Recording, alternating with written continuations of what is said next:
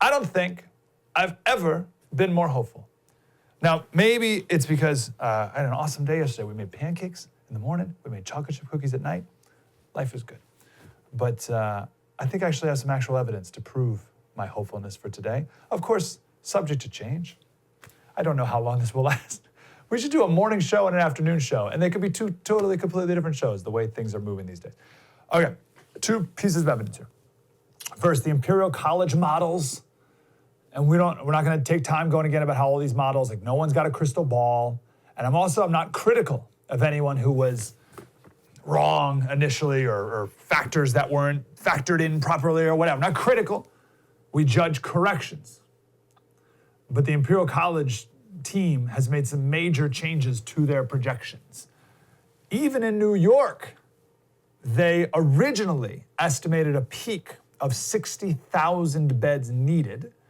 And now they say they only need 25,000 beds, so less than half. Now, New York City, their ICUs are still potentially in bad shape, but the peak is in 2 days, Wednesday.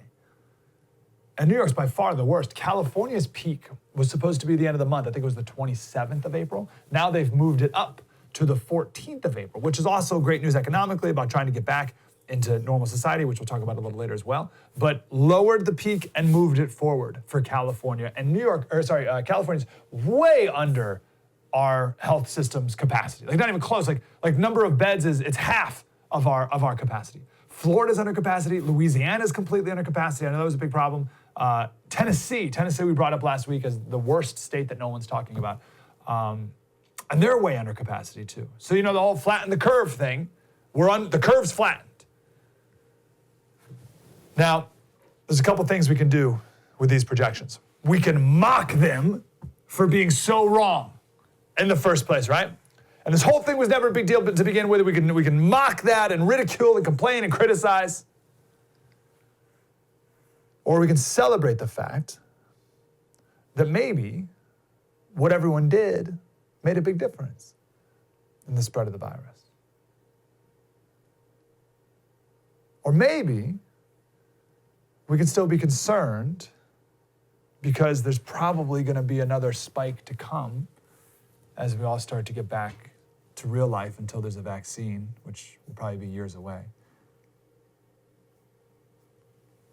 Or we can do something that people are uncomfortable with.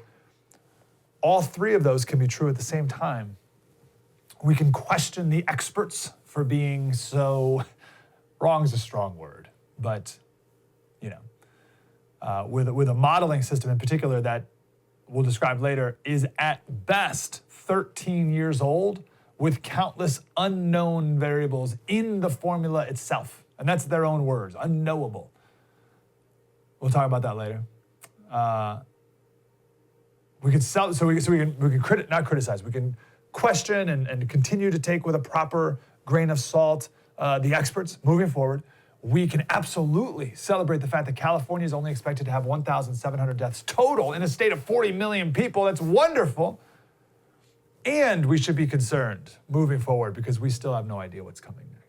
Now, here's my big concern. So again, I just want to break this paradigm of like right and wrong. Like everything can be true at the same, all these different things can be true at the same time. All these things can be right or accurate, right? We need to kind of break the left, right, wrong paradigm in this moment here. Here's my big concern moving forward. No one's going to admit they were wrong. And when this is over, the stay-at-home crowd is going to say they're all a bunch of heroes, and the this is overblown crowd are going to pat themselves on the back, and everyone's just, right? And then we're going to go back to normal. And we're just going to go sniping each other nonstop. My concern is that for a while, in all of our uncertainty, there was this built-in humility that I think most people had. But now everybody's going to try and double down on their original position and dig in their heels to try to save face. And that's not good because that's obviously going to keep us from getting to the truth, which is where we need to be. I'll give you an example. A good example. This is an example of what we all need to be doing more of because we've all been wrong with one aspect of this. Dr. Drew. So I like Dr. Drew a lot. Super smart guy, not just a TV celebrity doctor guy hack. Right? He's like a real, genuine, smart person. And I like him a lot. From the jump, he's been saying that this whole thing's overblown, that this is just the flu, that we're way overreacting. So he was absolutely in the overreacting crowd big time. And I would check on him every single day to help me walk me off the ledge, right? So I'd read someone over on one side who's telling me that this thing's terrible and it's awful, and then I'd go, okay, what's Dr. Drew got to say? And Dr. Drew would say, hey, it's no big deal, don't worry, don't panic, the media, blah, blah, blah, all this stuff. And then I'd, figure out who was more convincing in the moment. So Dr. Drew is big time on that camp. He just posted this on Twitter on Saturday. My early comments about equating coronavirus with influenza were wrong. They were incorrect. I was part of a chorus that was saying that, and we were wrong. And I want to apologize for that. I wish I'd gotten it right, but I got it wrong. What I did not get wrong was every time I took a position, I always said, make sure you listen to Dr. Fauci, because he is the person we must look to. He was my guiding star in the AIDS epidemic, and he should be your North Star now. I said that every time I took a position. I was wrong about comparing influenza and coronavirus. That was loserthink, as Scott Adam would say. They shouldn't be comparing the epidemics. I was comparing the numbers, and I'll explain that a little bit later. But I want to be clear that I apologize for getting it wrong. I wish I'd gotten it right. So one of the principles of this show is perhaps the opposite is true.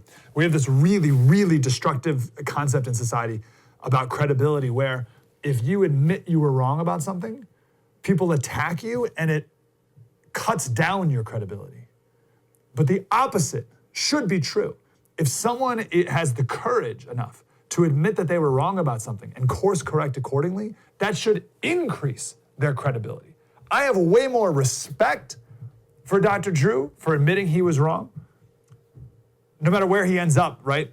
Whether I agree with him or not, wherever he goes, it doesn't matter. I was wrong, I observed this information, I changed and now I have way more respect for that person, and he increases his credibility. Slater Crusaders, thanks for watching the first on YouTube. If you want more, like, subscribe, we got plenty.